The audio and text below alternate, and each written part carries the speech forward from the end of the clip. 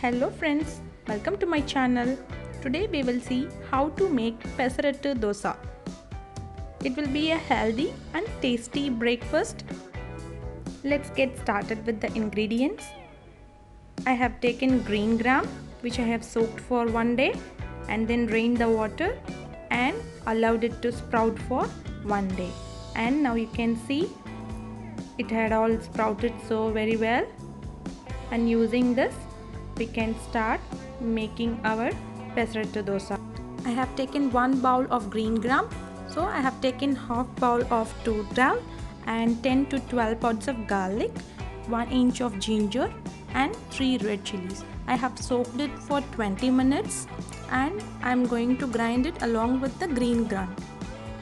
Now I have taken 1 bowl of idli batter and I am going to add this idli batter along with the Toor Dal and green gram mixture. I have grinded the green gram and Toor Dal mixture into a nice paste. The consistency should be like this. And after making a paste, mix it along with the idli batter. So I am adding it with the idli batter so that we get very thin and crispy dosa. The consistency should be like this. I have preheated the pan and now I am going to make the thin dosa.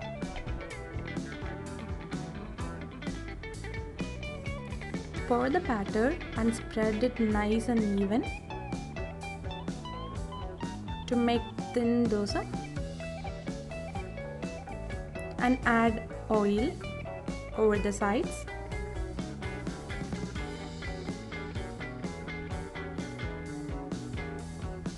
Now our dosa is ready. It goes well with tomato chutney. I have added the recipe for tomato chutney in the description box. Enjoy this recipe. Meet you in another video. Bye.